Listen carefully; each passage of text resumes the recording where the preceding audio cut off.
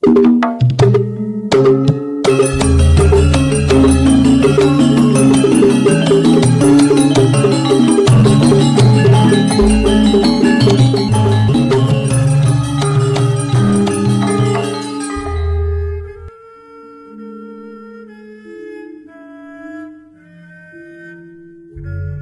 Ibu, para kadang kinasih simbah-simbah lan adik-adik, para rama suster bruder berkah dalem Gusti. Sugeng rawuh wonten ing PDSK channel menika. Kados pundi kabar panjenengan? Mugi-mugi bagas kasarasan, kesehatan, kawilujengan tansah mengko kula panjenengan sami anggenipun kelampahi gesang ing dinten menika. Lan mugi-mugi lumantar panglimbang basa Jawi waosan Injil kula panjenengan sansaya saged nggayuh iman kapitadosan ingkang leres lan mantep. Langkung-langkung anggenipun kula panjenengan sansaya saged mujudaken kasetyan dumateng Gusti Yesus sejering murid-murid dalem. Lumantar waosan Injil dinten menika Gusti Yesus paring pitedah dumateng para rasul lan murid dalem bilih panjenengane ngersakake supados para murid para rasul menika setya ing ngarsa dalem. Aja ngasik berkhianat, aja ngasik neng arep ketok apik ning jebulane neng mburi ngrasani, aja ngasih neng arep ketoke setya ning jebulane neng mburi tumindak sing beda. Awit jejering murid dalem Gusti kinarsakake ngetingalake pakaryan lan sabdo-sabdo dalem ingkang dados landhesan utawi dasar anggenipun para murid para rasul menika kautus martakake Injil, martakake kabar kawilujengan. Mila tanpa semangat kasetyan suyud dumateng Gusti temtu boten saged asung paseksen menggaing pakaryan lan sabdo-sabdo dalem ingkang asung kawilujengan. Contone kathah nggih, umpamane yen kula panjenengan menika dados pribadi sing setya, sing tansah ngleksanani apa sing dadi omongane, memegang janji kanthi sakwutuhe. Menika temtu disawang dening tiyang sanes, tiang-tiang sing setya dumateng janji, nindakake apa sing dadi omongane lan boten ngrasani neng mburi, kan diwastani tiang-tiang sae, tiang-tiang sing berintegritas, tiang-tiang sing saged dipercaya.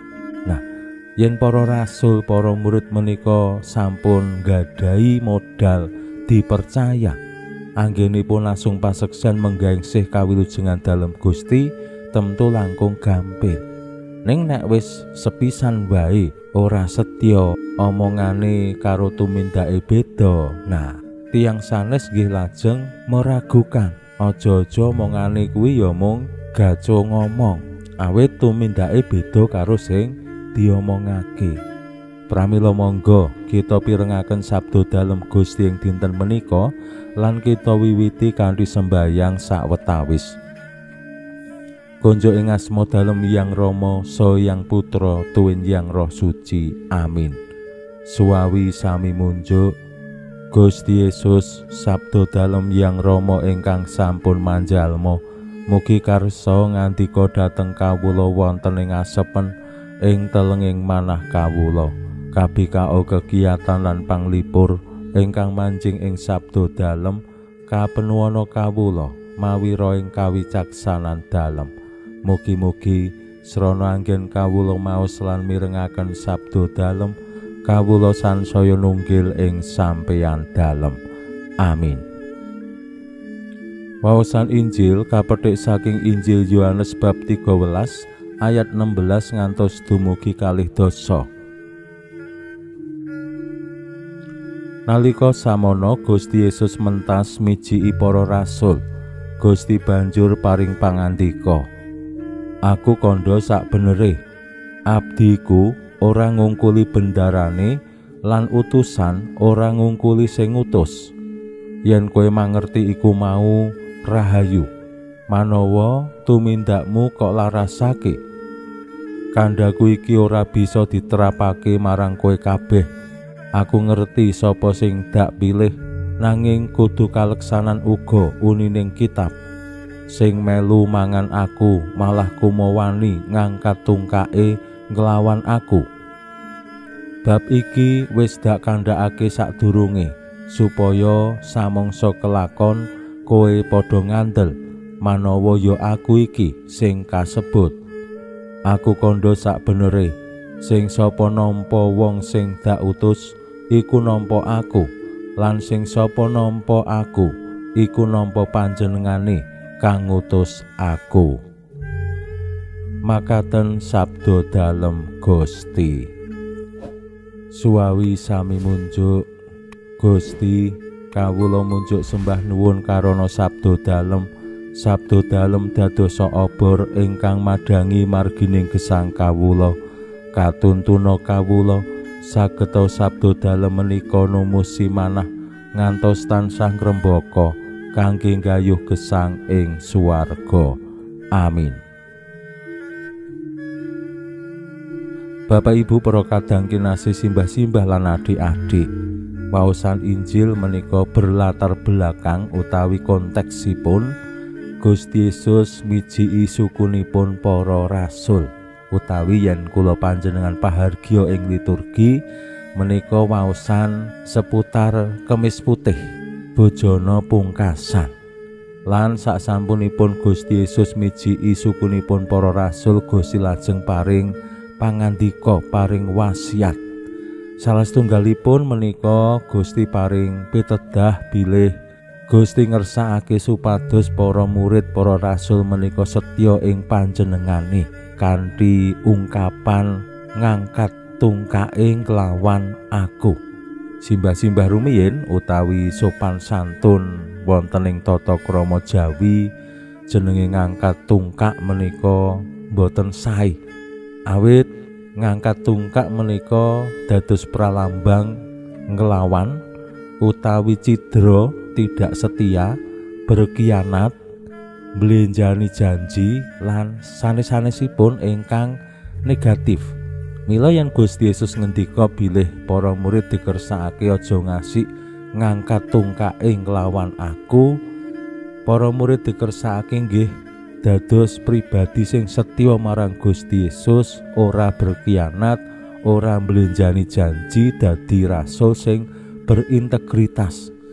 Apa sing dadi omongane, apa sing dadi pemikirane, apa sing dadi rasa pangrasane menika nggih nyata padha karo sing dadi tumindake.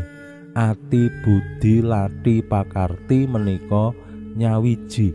Menika dados modal anggenipun para murid kautus martosaken Gusti Yesus pakaryan lan sabda dalem, supados para murid anggenipun kautus dening Gusti ugi gampil katampi dening tiyang sanes.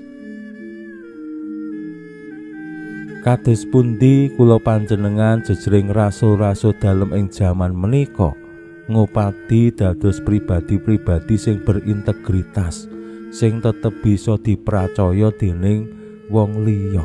Kula nate matur jaman biyen wong Katolik menika dipracaya dadi pengurus, utaminipun bendahara sing ngurusi bab dhuwit. Merga napa? Wong Katolik kuwi jujur, wong Katolik kuwi teges tur tegas yen babakan pengelolaan keuangan. Mbuh kuwi tingkat RT, mbuh kuwi tingkat kedinasan. Nek wis sing nyekel wong Katolik kuwi angel banget sing jenenge korupsi utawa markup utawa ngapusi. Jaman biyen nggih. Ning ing jaman menika kados-kadosipun mbuh kuwi Katolik apa ora, mbuh kuwi murid dalem Gusti apa dudu, kados-kadose sami mawon. Nek wis urusan duit dadi ngiyip, mripate dadi ijo. Nah menika saged dados kaca benggala tumraping kula panjenengan. Ing babagan sanes umpaminipun mblenjani janji, neng ngarep ketok apik ning jebulane neng mburi ngrasani, kula kinten nggih sami mawon. Tiang-tiang Katolik ya nindakake sing ngono kuwi mau. Saengga menapa dampake ya kredibilitas utawi bisane dipracaya dening wong liya ya terus luntur. Nah, nek wis ngoten niku, awake dhewe anggenipun kautus dening Gusti supados martakake katresnan lan kawilujengan dalem ya ora gampang. Mila lumantar waosan Injil dinten menika kula panjenengan katimbalan kados pundi dados pribadi-pribadi sing berintegritas, pribadi-pribadi sing jujur, tegas. Nggih mbok menawi tantanganipun kathah lan ancamanipun mbok menawi ya wakeh banget. Awake dhewe dadi wong-wong sing ora payu, ora disenengi mergo saking jujure, mergo saking tegase. Ning menika dados rana anggenipun kula panjenengan dadi wong-wong sing dipracaya. Pinuji Allah sakmenika sarta ing salami-laminipun. Salam sehat, salam bahagia, salam katentreman.